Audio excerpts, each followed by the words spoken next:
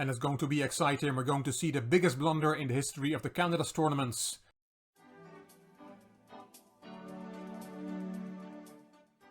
Hello chess fans, this is Rick from Chess to Impress. We're almost there as I post this video on the 10th of March. It's exactly 1 week before the first round will be played of the 2020 Candidates Tournament, which will decide who will be Magnus Carlsen's next challenger for the world title. As a famous journalist once said, the sense of anticipation is almost unbearable. I've done a few countdown videos on the Candidates Tournament on Chess to Impress. I'll put the playlist to the card of that series up there. I showed a few famous games from earlier Candidates Tournaments and Candidates matches from the history of the game, and I will give that historical view in this video as well in case you haven't seen it. In case you did see it, you can skip to the game. The timestamp of when the game starts is up here. But a lot has happened since last week. There were dramatic developments.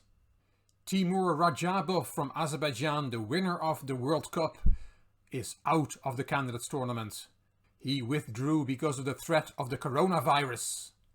And this is from the FIDE website. Timur Rajabov to be replaced by Maxime Vachier-Lagrave in the Candidates Tournament. Vachier-Lagrave narrowly missed out on 3 categories, so it seems right that he gets the place that is now vacated by Rajabov. So these are the 8 players that will do battle in Yekaterinburg in Russia. Top left is Wang Hao, who won the FIDE Grand Swiss. Next to him is Anish Giri, who qualified by rating. Fabiano Caruana lost the last World Championship match against Carlsen. Top right is Jan Nepomniachtchi, who qualified through the Grand Prix.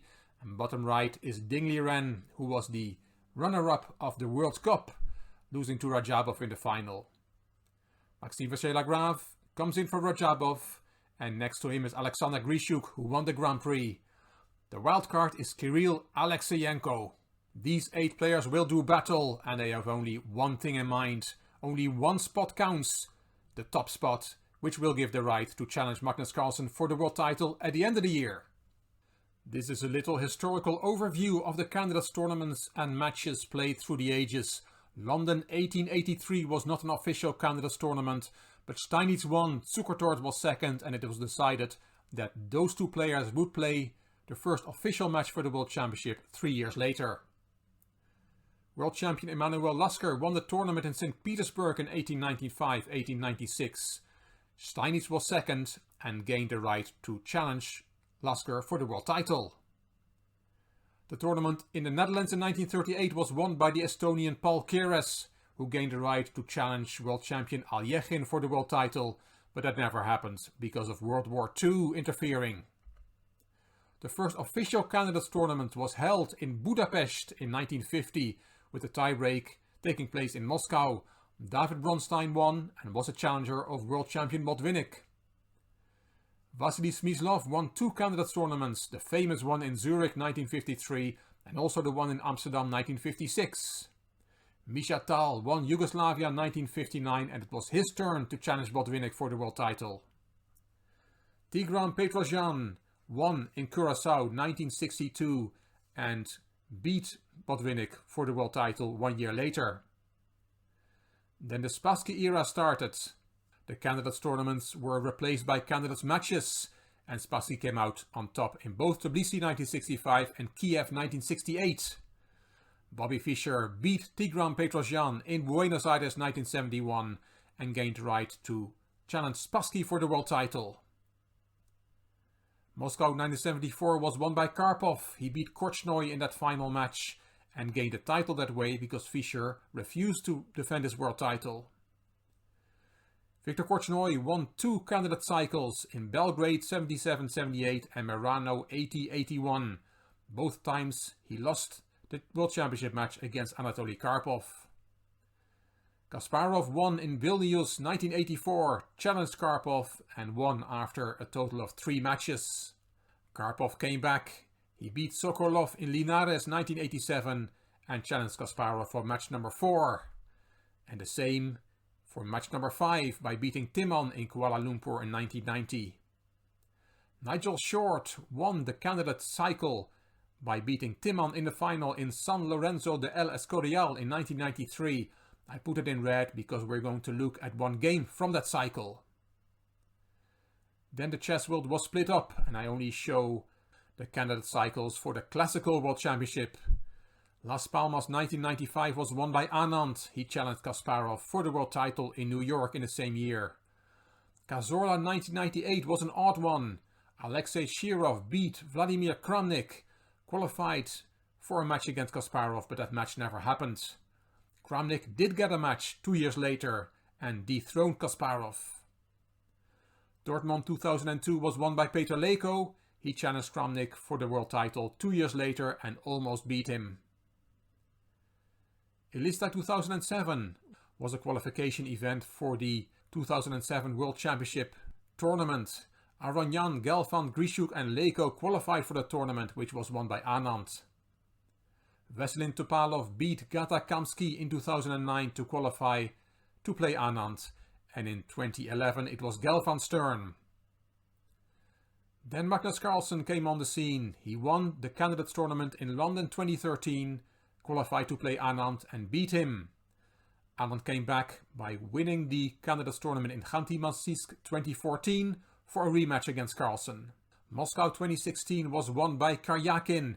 He challenged Carlsen for the world title and almost beat him, as did Caruana.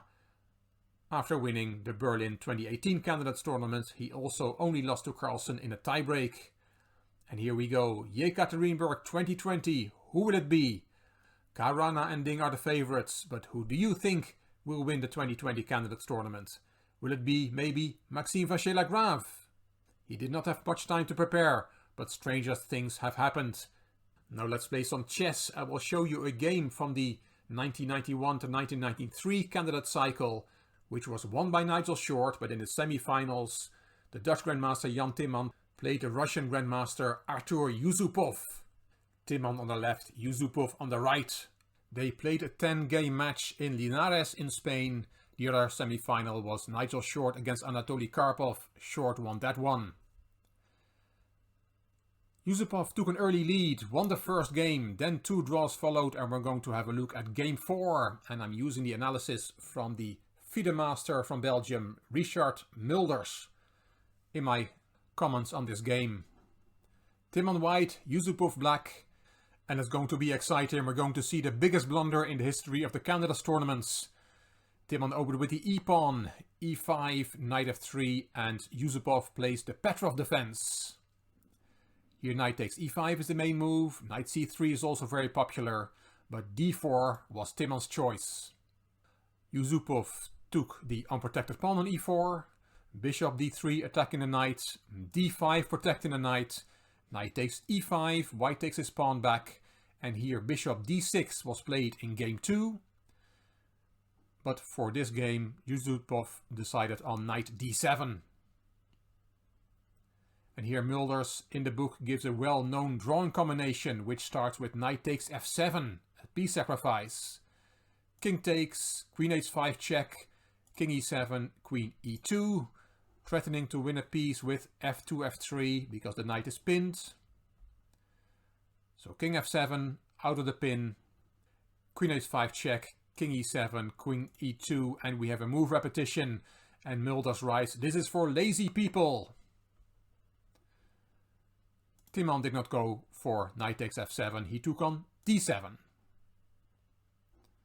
Bishop takes, Timman castled, and bishop e7. And Mulders writes a solid move, developing the bishop, preparing to castle, and also shielding of the e-file. And he says queen h4 is the sharp option in this position. After bishop e7, Timman plays a bad move. c4 should have been played, and this was played in later years by super grandmasters like Gelfand and Svidler, but Timman plays queen f3, a shot in the dark according to Mulders. Timman had already used up 27 minutes for the first 8 moves. He must have been surprised by the variation of the Petrov defense Yusupov has chosen. Yusupov castled, and here white can win a pawn. But that's not a very wise thing to do. Bishop takes e4, d takes e4, queen takes e4 wins a pawn. but then bishop c6 hitting the queen with good compensation for the pawn. Black's king's bishop will come to f6 and black has a wonderful bishop pair. Great compensation. Timon did not go for winning the pawn, he played c3. Bishop d6, knight d2 and f5.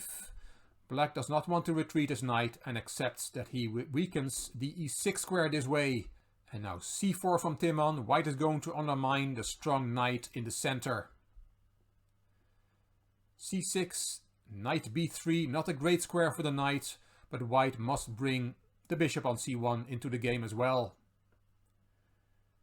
Queen c7, and now this pawn is attacked by two pieces, so h3 is logical, and now Yusupov took on c4 to avoid white playing c4, c5, followed by bishop f4, harassing the queen. Taking on c4, however, weakens the knight's position on e4. Timon took back with check, king stepped aside, and bishop d2, finishing the development by connecting his rooks. Rook a to e8, rook a to c1, and queen b8, getting out of the vis-a-vis with the rook on c1. Possible plans for black are b5, and then bishop e6 to d5. And also rook e7 followed by queen e8 is a plan for black. Timon played a4, rook e7, and rook c2 d1, a flexible move, freeing up c1 for the bishop, if white wants that, and supporting a possible d4, d5.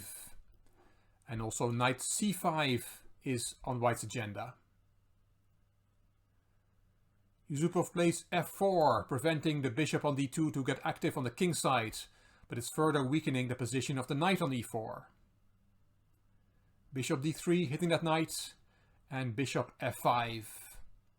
White has to be alert. Black has an idea of g6, and then the move knight g5 would trap white's queen. Timon played knight c5, attacking the knight on e4 a third time. Jan Timon himself gave the variation of bishop takes c5, d takes c5, and then bishop g6 with equality according to Timon. But in this position, Yusupov played a bad one. He played knight g5. It's almost winning white's queen, but not quite. The queen has only one square. Bishop takes d3, knight takes, and the knight went back to e4. Rook f to e1. Here Yusupov only had 5 minutes left till move 40 and we're only on move 23. No increment in those days. Timon had 16 minutes left, so we're entering the time scramble phase. f3 from Yusupov, giving a pawn to ruin white's pawn structure around the king.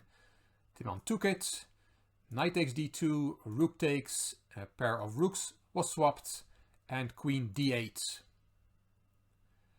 Knight d3 back into the game, and queen f6. Black's pieces are very active. He has good compensation for the pawn, which he is threatening to win back now on f3.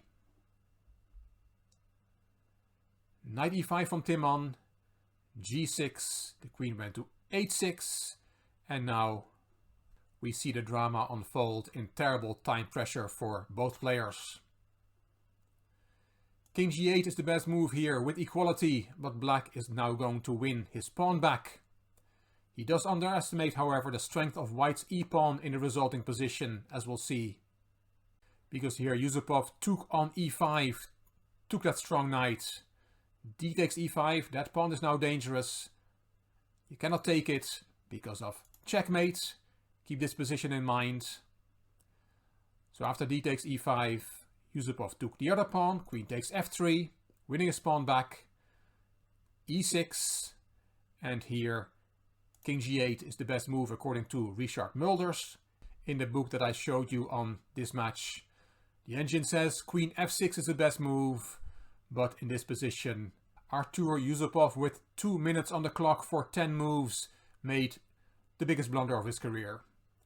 He played queen f3 to e4 and resigned before Timon could play queen takes f8 checkmate, blundering Mate in one by a Super Grandmaster in a match for the World Championship. You don't see that every day. It shows Yusupov's mental strength that he came back and won Game 5, the next game played in this match, to take the lead again by 3 points to 2. But Timon won Game 6, Game 8 and Game 10 to win the match 6-4. Short had beaten Karpov, so Short and Timon played the final.